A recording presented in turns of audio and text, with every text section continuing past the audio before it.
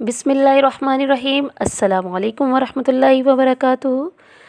आज आपको खुश आमदीद कहती हूँ पाकीज़ा होम टिप्स में। आज आपके लिए जो मैं सेगमेंट लेकर आई हूँ वो सेगमेंट यकीनन आपके लिए बहुत हैरान कुन होगा और उम्मीद करती हूँ कि उसके बारे में आपके इल्म में इतना कुछ नहीं होगा जो आज मैं आपको बताऊँगी। जी व्यूवर्स, देखें, हम अपने जब नाखून काटते हैं उसमें हम जो लापरवाही करते हैं मैं उसके नुकसानात वगैरह आपको बताऊंगी। ठीक है, क्या आप भी अपने नाखून लापरवाही से काटते हैं या कहीं पर भी काटना शुरू हो जाते हैं, या इनको काट कर आप फेंक देते हैं, या आप दिनों का भी ख्याल नहीं रखते कि किसी भी दिन में आप काटने बैठ जाते हैं। जी व्यूवर्स, ऐसा नहीं करना चाहिए। हमारे प्यारे नबी सल्लल्लाहु अलैहि वसल्लम ने फरमाया है कि अपने नाखून जुमेरात और जुम्मे को काटा करो, और ख़ुसूसन जो लोग जुमेरात को नाखून काटते हैं, याद रखिएगा, वो सेहतमंद रहते हैं। जो जुम्मे को काटते हैं वो मुसीबत से दूर रहते हैं। लिहाजा जुमेरात को या आप जुम्मे को नाखून काटें। ठीक है, इसके अलावा मैं आपको एक और बात बताऊंगी। बुज़ुर्गाने दीन और औलियाए अल्लाह और सबसे बढ़कर आले रसूल अलैहिस्सलाम ने फरमाया कि हमने अपने नाना से सुना है कि रात को नाखून नहीं काटने चाहिए। फिर एक और चीज़ मैं आपको बताऊं कि नाखून काटते वक्त इस चीज़ का बहुत ख्याल रखें कि आपने किस तरीके से काटना है। देखें जी, आपका सीधा हाथ है, सीधे हाथ से आपने नाखून काटना शुरू करना है। कौन सी उंगली से? शहादत की उंगली से। सबसे पहले हमने सीधे हाथ की शहादत वाली उंगली का नाखून काटना है, फिर उसके बराबर वाली उंगली, फिर उसके साथ वाली, और फिर छोटी वाली उंगली। ठीक है, अब सीधे हाथ का अंगूठा आपने इस वक्त छोड़ देना है। ठीक है, अब आप आ जाएं लेफ़्ट हैंड की तरफ। लेफ़्ट हैंड में सबसे पहले हमने छोटी उंगली से शुरू करना है, फिर छोटी उंगली के साथ वाली उंगली, फिर उसके साथ वाली उंगली, फिर उसके साथ वाली उंगली। इस तरह करते करते आपने अंगूठे की तरफ आना है। ठीक है, उल्टे हाथ के अंगूठे का नाखून आपने काट लेना है। ठीक है, अब सबसे आखिर में रह जाएगा सीधे हाथ का अंगूठा। उसके सीधे हाथ के अंगूठे का नाखून आपने सबसे आखिर में काटना है। ठीक है जी, ये भी लॉजिक है एक। इस तरह से काटना सुन्नते रसूल भी है। ठीक है, अब हम आ जाएं पैरों के नाखूनों की तरफ। पैरों के नाखून का काटने का तरीका जो है वो बहुत सादा है।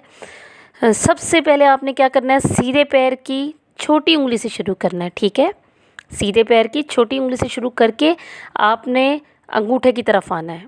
ठीक है, और फिर आपने लेफ़्ट पाँव के अंगूठे से शुरू करना है और छोटी उंगली तक जाना है। ठीक है, ये है नाखून काटने का सलीका और सुन्नते रसूल।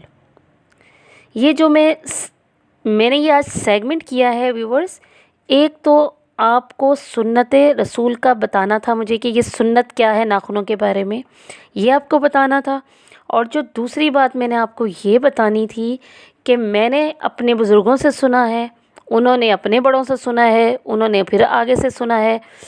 तो एक अहम चीज़ वो आपके गोशगुजार करूँगी कि अगर तुम किसी को अपना दुश्मन बनाना चाहो और इस हद तक दुश्मन बनाओ कि वो आपकी जान के दर पे हो जाए, तो उसके लिए आपको क्या करना पड़ेगा, अपने नाखून काट कर सामने रख दें, वो उस पर पैर रख दे, तो आपका नाखून जब किसी के पैर के नीचे आ गया तो ये याद रखिएगा वो आपका जानी दुश्मन बन जाएगा। ठीक है व्यूवर्स, आज से मैं आपको ये बता दूं कि आपने इन बातों को पे अमल करना है। ठीक है, अमल करना इसलिए है कि अच्छे से अच्छा दोस्त भी अगर ऐसा कर दे कि नाखून काट के छोड़ दे और दूसरा दोस्त उस पर पाँव रख दे, तो आप यकीन करें उनमें आपस में डिफरेंसेस आ जाएंगे। इसी तरह एक घर में मियाँ बीवी के दरमियान भी अगर इसी तरह मामला हो तो उनमें अलैदगी ना सही लेकिन सारी उम्र लड़ाई झगड़े करते गुजर जाती है। ठीक है, ऐसे घरों में जहाँ ये सलीका नहीं होता, वहाँ पे यकीन करें लड़ाई झगड़े अक्सर रहते हैं। लोग बैठे हुए फ़र्श पे काट रहे होते हैं नाखून, कभी चटाई पर बैठ के काट रहे हैं, जी बिस्तर पे बैठे हैं तो वहीं शुरू हो गए, वहाँ काट रहे हैं, बाथरूम में काटने खड़े हो जाते हैं। उनका तरीका ही नहीं है कि इनको वेस्ट किस तरीके से करना है। अगर इसका सही तरीका ये है कि अगर आप फ़र्श पे बैठे हैं तो एक सफ़ेद चादर बिछा लें, ताकि आप जब नाखून काट लें तो आप उनको अच्छी तरह से मतलब इकट्ठे करके और आप उनको मतलब ज़ाया कर सकते हैं। वो मैं आपको बताऊंगी कि किस तरह आपने उनको करना है। और इसके अलावा आप अगर वॉशरूम वगैरह में भी अगर आप काट रहे हैं तो आप एक काम करें कि फ्लश में काटें और उस वहीं पे पानी बहा के उनको ज़ाया कर दें, ठीक है। ये तरीका भी ठीक है। और अगर घर में कहीं काट रहे हैं तो इनको इकट्ठा करें, ठीक है। इकट्ठा करके आपने किसी फॉइल में, टिश्यू पेपर में इकट्ठा करके जमा करके आपने क्या करना है व्यूअर्स, आपने दुरूद शरीफ पढ़ना है, ठीक है। दुरूद शरीफ पढ़ने के बाद आपने सूरह फातिहा पढ़नी है, उसमें 3 दफ़ा दुरूद शरीफ, एक बार सूरह फातिहा और आयतल कुर्सी एक बार, और चारों कुल को आपने पढ़ना है एक बार, ठीक है। और 3 दफ़ा आखिर में आपने सूरह कौसर पढ़कर आपने नाखूनों पे दम कर देना है, ठीक है। अगर आपने हफ्ते के हफ्ते ये काम करना शुरू कर दिया ना, यकीन करें आपकी नज़रें बद चाहे जितनी भी सख्त हो, कोई जादू हो, सिफली हो, कुछ भी हो, चाहे आप मर्द हैं या औरत हैं, वो इंशाअल्लाह ताला ख़त्म हो जाएगी।